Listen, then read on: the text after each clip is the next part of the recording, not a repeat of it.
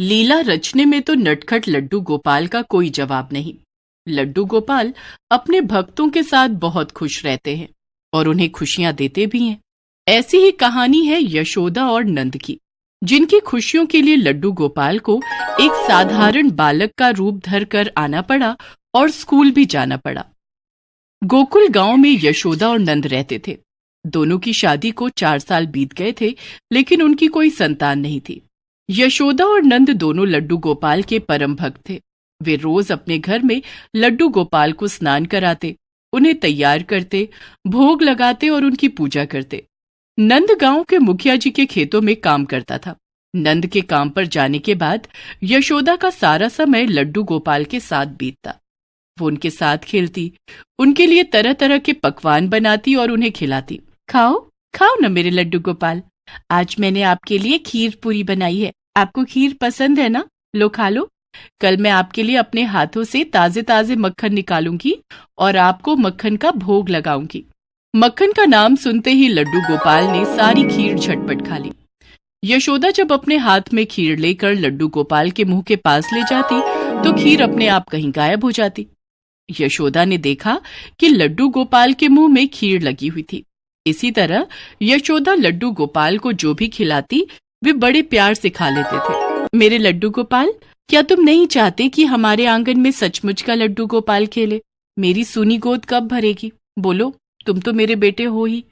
तुम चिंता मत करो, तुम्हारी जगह कोई नहीं लेगा, लेकिन मेरे सिर से बांझ का कलंक हटा दो। इसी तरह यशोदा लड्डू गोपाल से बातें करती और उनसे संतान प्राप्ति के लिए प्रार्थना करती। नंद भी लड्डू गोपाल का बहुत ख्याल रखता था। वो जब भी बाहर से आता लड्डू गोपाल के लिए कुछ न कुछ जरूर लाता था। यशोदा, ये लो, मैं लड्डू गोपाल के लिए मिश्री लाया हूँ। लड्डू गोपाल को दही और मिश्री बहुत पसंद है ना? उन्हें कल दही और मिश्री का भोग लगाना। हाँ, मेरे लड्डू गोपाल को दही मिश्री बहुत पसंद है। देखो कैसे खुशी के मारे मुस्कुरा रहे हैं। यशोदा और नंद जैसे भक्त पाकर लड्डू गोपाल भी बहुत खुश थे। उन्होंने नंद और यशोदा को अपना आशीर्वाद दिया और यशोदा की इच्छा पूरी हो गई। कुछ ही दिनों के बाद यशोदा के पैर भारी हो गए और 9 माह के बाद उसने एक सुंदर से बेटे को जन्म दिया। ये लड्डू गोपाल के आशीर्वाद से हुआ है। हम इसका नाम लड्डू रखेंगे। आपका बहुत बहुत धन्यवाद लड्डू गोपाल। आपकी कृपा से मेरी सूनी गोद हरी हो गई। अब यशोदा और नंद लड्डू गोपाल का पहले से भी ज्यादा ध्यान रखने लगे। समय बीतता गया। यशोदा और नंद का बेटा लड्डू भी धीरे धीरे बड़ा होने लगा। लड्डू रोज नंद और यशोदा को लड्डू गोपाल की सेवा करते हुए देखता। एक दिन, माँ, ये कौन है? तुम इन्हें रोज नहलाती हो, खिलाती हो, सुलाती हो। क्या ये सब काम ये खुद नहीं कर सकते? बाबा भी इनके लिए रोज कुछ न कुछ लेकर आते हैं। जो चीज मेरे लिए आती है वो इनके लिए भी आती है। आखिर कौन है ये? लड्डू बेटा, ये लड्डू गोपाल हैं। ये तेरे बड़े भाई हैं। जैसे मैं तेरे लिए सब कुछ करती हूँ, वैसे ही तेरे भाई के लिए भी सब कुछ करती हूँ। अच्छा, फिर तो मैं इनके साथ खेल सकता हूँ ना? हाँ, तू इनके साथ खेल सकता है। लड्डू बहुत खुश था कि उसे उसके साथ खेलने के लिए एक भाई मिल गया है। अब लड्डू रोज लड्डू गोपाल के साथ खेलता, उन्हें अपने साथ खाना खिलाता और उन्हें अपने साथ सुलाता था। लड्डू का प्रेम देखकर लड्डू गोपाल भी बहुत खुश थे। उन्हें भी लड्डू का साथ अच्छा लगने लगा था। धीरे धीरे लड्डू बड़ा हो रहा था। एक दिन, लड्डू के बाबा, हमारा लड्डू 4 साल का हो गया है। अब इसका एडमिशन स्कूल में करवा दो। ठीक है यशोदा, गांव के सरकारी स्कूल में कल ही लड्डू का एडमिशन करवा दूंगा। दूसरे दिन नंद ने लड्डू का एडमिशन स्कूल में करवा दिया। लड्डू अब स्कूल जाने लगा था। स्कूल जाने से पहले उसने अपने स्कूल बैग में लड्डू गोपाल को रख लिया। लड्डू बेटे, लड्डू गोपाल को यहीं रहने दो। माँ, मैं लड्डू गोपाल के बिना कैसे रहूंगा? वहाँ मेरा मन नहीं लगेगा। लड्डू बेटे, शाम को जब घर आओगे तब लड्डू गोपाल के साथ खूब खेलना, लेकिन अभी स्कूल में पढ़ाई करनी है ना। लेकिन माँ, तुमने कहा था कि लड्डू गोपाल मेरे बड़े भाई हैं। अगर मैं स्कूल जा सकता हूँ तो लड्डू गोपाल क्यों नहीं? क्योंकि लड्डू गोपाल को स्कूल जाने की कोई जरूरत नहीं है। वे बहुत ज्ञानी और विद्वान हैं। यशोदा ने लड्डू को समझाकर स्कूल तो भेज दिया, लेकिन लड्डू का पढ़ाई में मन ही नहीं लगता था। वो स्कूल में बैठकर सिर्फ लड्डू गोपाल को याद किया करता था। इस तरह लड्डू परीक्षा में फेल होने लगा, जिस कारण नंद और यशोदा परेशान रहने लगे। यशोदा मन ही मन लड्डू गोपाल से प्रार्थना करने लगी, हे लड्डू गोपाल, मेरे लड्डू को ना जाने क्या हो गया है। वो पढ़ाई करता ही नहीं है। आप ही कुछ करो ना प्रभु, आपके पास तो सारी मुश्किलों का हल है। लड्डू गोपाल यशोदा की प्रार्थना सुनकर मुस्कुराए। दूसरे दिन जब लड्डू स्कूल जाने के लिए घर से निकला तो रास्ते में लड्डू गोपाल एक साधारण बालक के भेष में लड्डू के पास आए और बोले, क्या तुम मेरे साथ खेलोगे? नहीं, मैं लड्डू गोपाल के अलावा किसी के साथ नहीं खेलता। लेकिन तुम कौन हो? मेरा नाम पुच्चू है, मैं पास के जंगल में रहता हूँ। क्या तुम मुझे अपने साथ स्कूल ले चलोगे? मैं तुम्हें अपने साथ स्कूल तो नहीं ले जा सकता, लेकिन मेरा पढ़ने में बिल्कुल भी मन नहीं लगता है। क्या तुम मेरे बदले में स्कूल जा सकते हो? हाँ, क्यों नहीं, मैं तुम्हारी जगह पर स्कूल जा सकता हूँ, लेकिन तुम ये बात किसी को मत बताना। ठीक है, मैं किसी को नहीं बताऊंगा। पुच्चू ने अपने चमत्कार से लड्डू का रूप धारण कर लिया। लड्डू ये देखकर बहुत खुश हो गया कि उसे अब स्कूल जाकर पढ़ाई नहीं करनी पड़ेगी। उसने पुच्चू को अपना भारी बस्ता पकड़ाते हुए कहा, ये लो, ये मेरा स्कूल बैग है, इसे लेकर स्कूल चले जाओ, तब तक मैं यहाँ खेलता हूँ। ठीक है, ये कुछ खिलौने हैं, इन्हें रख लो और इन्हीं के साथ खेलना। लड्डू के भेष में लड्डू गोपाल पीठ पर स्कूल का भारी बस्ता लादकर स्कूल की तरफ चल दिए। सारा दिन उन्होंने स्कूल में पढ़ाई की। स्कूल में मास्टर जी जो भी पढ़ाते, लड्डू गोपाल खूब मन लगाकर पढ़ते। बोलो बच्चों, आ से अनार, आ से आम, आ से अनार, आ से आम, ई से इमली, ई से ईंख, ई से इमली, ई से ईंख। अरे वाह लड्डू, आज तो तुम्हें एक बार में ही सब कुछ समझ आ गया। अब मास्टर जी को क्या पता था कि असल में लड्डू कौन है। लड्डू गोपाल मंद मंद मुस्कुराते और दिन भर पढ़ाई करते। मास्टर जी की सिखाई हुई हर चीज उन्हें याद हो जाती। वो दूसरे बच्चों की भी पढ़ाई में मदद करने लगे और लंच के समय में अपने बस्ते से खाना निकाल कर भरपेट खाते। वो दूसरे बच्चों के साथ खेलते भी थे। शाम को जब वो स्कूल से लौटे तो उन्होंने लड्डू को वो सब पढ़ाया जो उन्होंने स्कूल में पढ़ा था। बोलो लड्डू, आ से अनार, आ से आम, आ से अनार, आ से आम, ई से इमली, ई से ईख, ई से इमली, ई से ईख। लड्डू गोपाल के चमत्कार से लड्डू को सारी पढ़ाई समझ में आने लगी और उसका पढ़ने में मन लगने लगा। अब रोज यही होता। लड्डू जंगल में बैठकर खिलौनों से खेलता और लड्डू गोपाल उसका रूप धरकर स्कूल चले जाते। जब वो स्कूल से लौट कर आते तो लड्डू को सब कुछ पढ़ाते। धीरे धीरे लड्डू बहुत होनहार हो गया। लड्डू गोपाल की पढ़ाई हुई सारी बातें उसे जुबानी याद रहने लगी। इसी तरह से समय बीतता गया और लड्डू बड़ा होने लगा। लेकिन अब भी लड्डू गोपाल उसका रूप धरकर स्कूल जाते और पढ़ाई करते। लड्डू सिर्फ परीक्षा देने स्कूल जाता। लड्डू के बाबा, हमारा लड्डू अब बहुत होशियार हो गया है। लड्डू गोपाल के आशीर्वाद से इसका पढ़ने में खूब मन लगता है और अपनी कक्षा में अव्वल आता है। हाँ यशोदा, ये सब लड्डू गोपाल की कृपा से ही हुआ है। लड्डू के बाबा, हम अपने लड्डू को आगे भी पढ़ाएंगे। धीरे धीरे लड्डू ने 10वीं की परीक्षा भी पास कर ली। वो पूरे गांव में अव्वल आया था। पढ़ाई के प्रति उसकी लगन देखकर उसके माता पिता उसे आगे पढ़ाना चाहते थे। लड्डू भी आगे पढ़ना चाहता था, लेकिन गांव में कॉलेज नहीं था। एक दिन, लड्डू के बाबा, हमारा लड्डू आगे पढ़ना चाहता है, क्यों ना पढ़ने के लिए हम इसे शहर भेज दें। यशोदा, बात तो तेरी ठीक है, लेकिन शहर रहने और पढ़ने का बहुत खर्चा आएगा। हम इतना खर्चा कैसे कर पाएंगे? लड्डू गोपाल चाहेंगे तो सब हो जाएगा। आप मुखिया जी से कहो ना कि लड्डू को पढ़ने के लिए शहर भेज दे। ठीक है, मैं कल ही मुखिया जी से बात करूंगा। दूसरे दिन नंद मुखिया जी के पास जाता है और सारी बात बताता है। हाँ हाँ नंद, लड्डू पढ़ने में बहुत तेज है। 10वीं में सबसे अव्वल आकर उसने पूरे गांव का सम्मान रखा है। शहर जाकर पढ़ाई करेगा तो हमारा नाम रोशन करेगा। मैं लड्डू को शहर भेजने और उसे पढ़ाने का पूरा खर्च उठाऊंगा। घर आकर नंद ने ये बात यशोदा और लड्डू को बताई। ये सुनकर लड्डू उदास हो गया। लड्डू उसी समय जंगल गया और पुच्चू को याद करने लगा। तभी पुच्चू यानी लड्डू गोपाल उसके सामने आ गए। क्या बात है लड्डू, तुम परेशान क्यों हो? क्या बताऊं पुच्चू, माँ और बाबा आगे पढ़ने के लिए मुझे शहर भेजना चाहते हैं। ये तो बहुत अच्छी बात है, लेकिन अब मैं तुम्हारे साथ कैसे खेलूंगा? और शहर जाकर तो मुझे ही कॉलेज जाना पड़ेगा ना, तुम तो वहां नहीं होगे। लड्डू, मैं तो हर समय हर जगह तुम्हारे साथ हूँ। मतलब तुम कौन हो? मैं वही हूँ जिसकी याद में तुम पढ़ाई नहीं करते थे, तुम्हारा भाई लड्डू गोपाल। और इतना कहते ही पुच्चू यानी लड्डू गोपाल अपने असली रूप में आ जाते हैं। अपने सामने साक्षात लड्डू गोपाल को देखकर लड्डू बहुत खुश हो जाता है। लड्डू गोपाल, आप शहर में भी मेरे साथ रहोगे ना? मेरे साथ कॉलेज चलोगे ना? हाँ लड्डू, मैं वहां भी तुम्हारे साथ रहूंगा, लेकिन अब पढ़ाई तुम्हें खुद करनी होगी। मेरे आशीर्वाद से तुम बहुत होनहार छात्र बन गए हो, इसलिए अब पढ़ाई करने में तुम्हें कोई दिक्कत नहीं आएगी। ठीक है, अब मैं घर चलता हूँ, कल सुबह मुझे शहर के लिए निकलना है, तुम मेरे साथ रहना। ठीक है लड्डू, जैसी तुम्हारी इच्छा, मैं तो सदा तुम्हारे साथ हूँ। इसके बाद लड्डू अपने घर आ जाता है और अपने माता पिता को सारी बात बताता है। मुझे तो पहले से ही पता था कि मेरे लड्डू गोपाल हमेशा हमारी मदद करते हैं। आज हम जो कुछ भी हैं उनके कारण ही है। यशोदा, नंद और लड्डू ने हाथ जोड़कर लड्डू गोपाल का धन्यवाद किया। दूसरे दिन लड्डू शहर के लिए निकल गया और वहां जाकर उसने कॉलेज में एडमिशन ले लिया। लड्डू गोपाल पढ़ाई करने में अब भी उसकी मदद करते थे।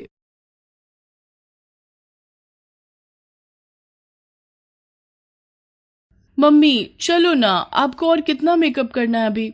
बस 2 मिनट और। ओहो मम्मी चलो ना, वाटर पार्क में जब हम पानी में जाएंगे तब तो आपका सारा मेकअप वैसे ही धुल जाएगा। चुप कर, बहुत बोलने लगी है। जब बड़ी हो जाएगी ना तब तुझे समझ आएगी मेकअप की इम्पोर्टेंस। ना मम्मी, मैं तो कभी मेकअप नहीं करूंगी। बिल्कुल ठीक बेटा, और वैसे भी मेरी गुड़िया तो इतनी प्यारी है कि उसे मेकअप की जरूरत ही नहीं। ओहो, लो छोड़ दिया मैंने। चलो अच्छा सुनिए, वाटर पार्क से लौटते हुए थोड़ा मार्केट भी चल लेंगे। जन्माष्टमी आ रही है तो बाल गोपाल जी के लिए नए कपड़े और बाकी का सामान लेना है।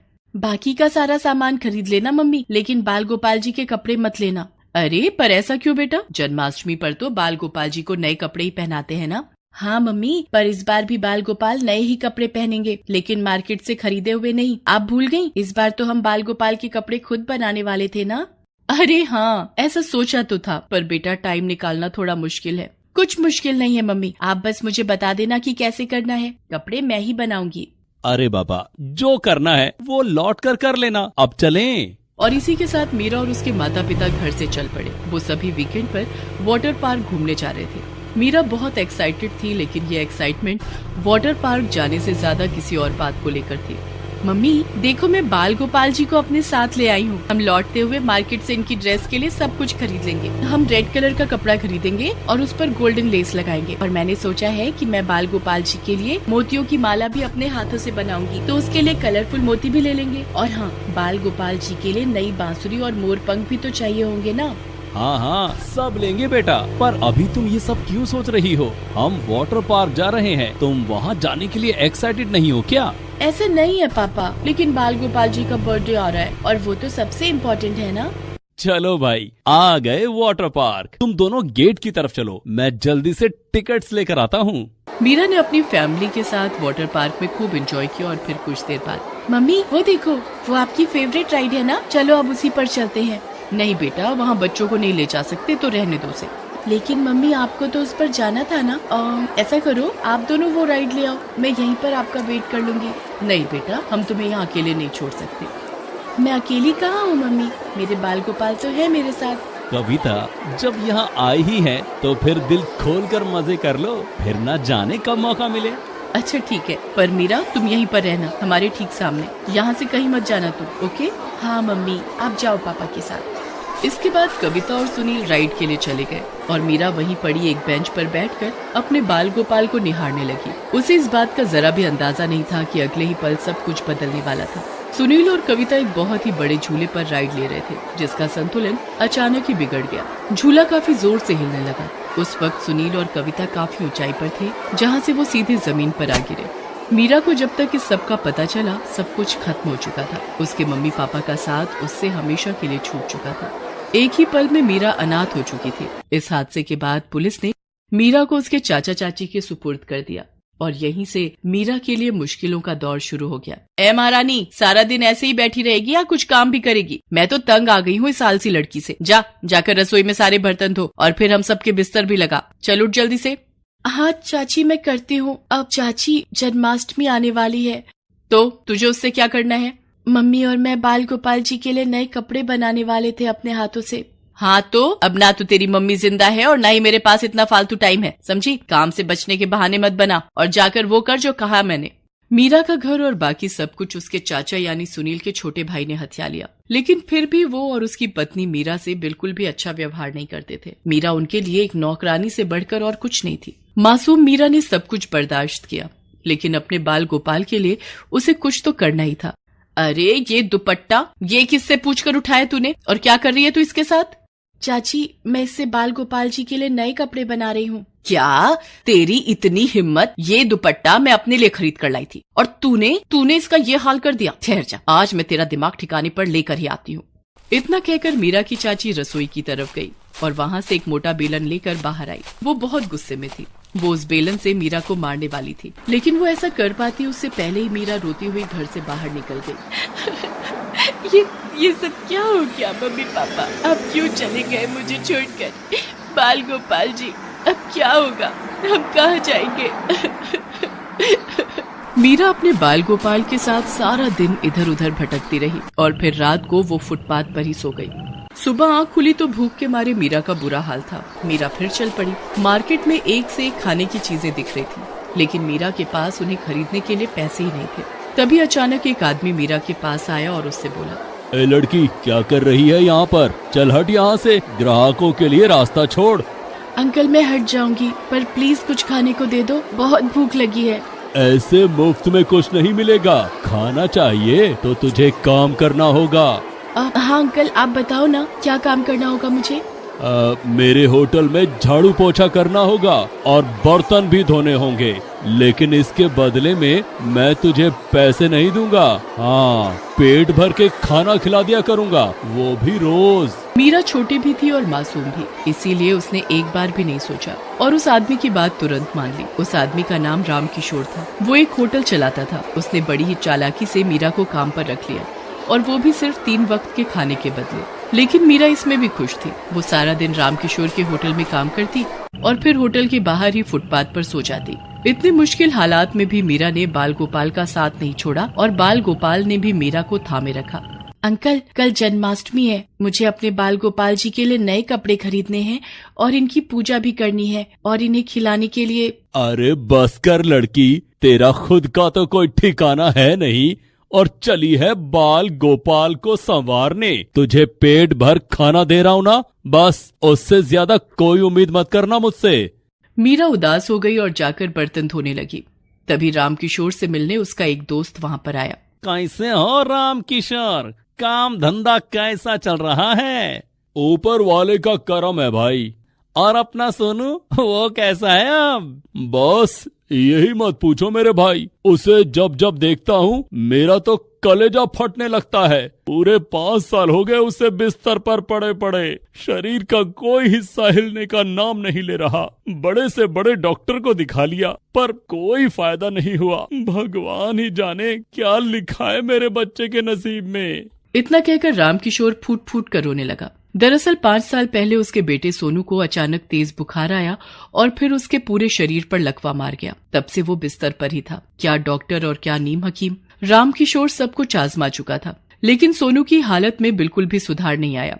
वैसे तो इससे पहले भी मीरा ने सोनू के बारे में होटल के दूसरे कर्मचारियों से थोड़ा बहुत सुना था, लेकिन उस दिन राम किशोर से सारा हाल सुनने के बाद उससे रहा नहीं गया। वो सीधे राम किशोर के पास गई और उससे बोली, अंकल जी ये लीजिए, ये मेरे बाल गोपाल जी का मोर पंख है, इसे सोनू भैया के तकिए के नीचे रख देना, फिर देखना मेरे बाल गोपाल उन्हें कैसे ठीक कर देंगे। मैंने इनसे कहा है सोनू भैया को ठीक करने के लिए और ये मेरी बात हमेशा सुनते हैं। राम किशोर को मीरा पर बिल्कुल भी विश्वास नहीं था, लेकिन फिर भी उसने वो मोर पंख उससे ले लिया और रात को उसे सोनू के तकिए के नीचे भी रख दिया। फिर अगले दिन, मीरा, ओ मीरा, कहाँ है तू? क्या हुआ अंकल जी, मुझसे कोई गलती हो गई क्या? गलती नहीं मेरी बच्ची, तूने तो वो कर दिखाया जिसकी मैंने उम्मीद ही छोड़ दी थी। इतना कहकर राम किशोर ने मीरा को गले से लगा लिया। तभी पीछे से सोनू वहाँ आया। उसे अपने पैरों पर खड़ा देखकर वहाँ हर कोई चौंक गया। सुशीला, देखो यही है वो जिसने हमारे बच्चे को फिर से हमें लौटा दिया। नहीं अंकल जी, ये सब तो मेरे बाल गोपाल जी ने किया है। देखिए कैसे मुस्कुरा रहे हैं, आप इन्हें थैंक यू कह सकते हैं। हाँ बेटा, हम तुम्हारे बाल गोपाल जी को थैंक यू भी कहेंगे और आज इनका बर्थडे भी खूब अच्छे से मनाएंगे। तुम्हें इनके लिए जो चाहिए वो सब मैं तुम्हें दिलवाऊंगी। क्या सच में aunty? Thank you aunty. Aunty नहीं बेटा, तुम अब से मुझे मम्मी बुला सकती हो। हम तुम्हारे बारे में सब जानते हैं, लेकिन तुम इतना जान लो कि आज से तुम अकेली नहीं हो, क्योंकि आज से हम तुम्हारे मम्मी पापा और सोनू तुम्हारा भाई है। मीरा के लिए एक ही पल में जैसे सब कुछ बदल गया। उसने मुस्कुराकर बाल गोपाल को देखा और उन्हें गले लगाते हुए बोली, थैंक यू बाल गोपाल जी और happy birthday. Please subscribe this channel.